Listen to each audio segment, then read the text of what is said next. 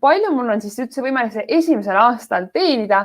Ma tean, et meie tiimis on inimesi, kes teevad kohe üle esimene aasta 50 000 käivet, pole küsimustki, aga jah, kuidas sa jällegi seda poolt avad, seda teenimise poolt esimesel aastal just?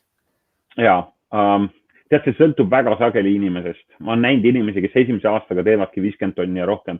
Võib-olla küsimus on selles, et kui inimene nagu mõtleb kinnisvaramaakleri karjääri peale, et kas ta mõtleb tüüpilise töö peale, kas ta mõtleb töötamise, et see töötamise viis on selline nagu palgatöötamise viis või palgatöötamise viis, siis ma siin nagu tõmbaks hästi selge vahe, et enne kõike kutsume me inimesi ärisse.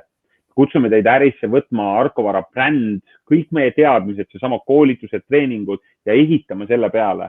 Meil on üks inimene, kes suutis teha 5 kuuga 100 000 juba käivet.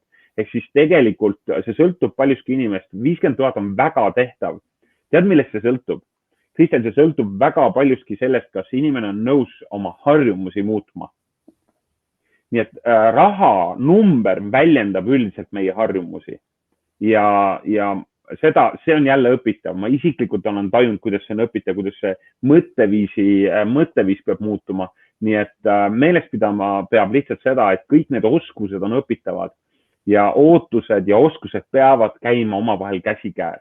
Kui inimene ootab, et ta teenib kohe väga palju raha, aga tema oskused on hästi madalal, teisisõnu, tema väärtuspakkumine klientidele on alguses hästi väike, siis seal tuleb see vahe sisse. Nii et ja ütleks nii, et kui inimene on ka kogenum, ka vanuse mõttes kogenum, siis kindlasti tuleb see tegelikult maakleri karjäärist talle kasuks.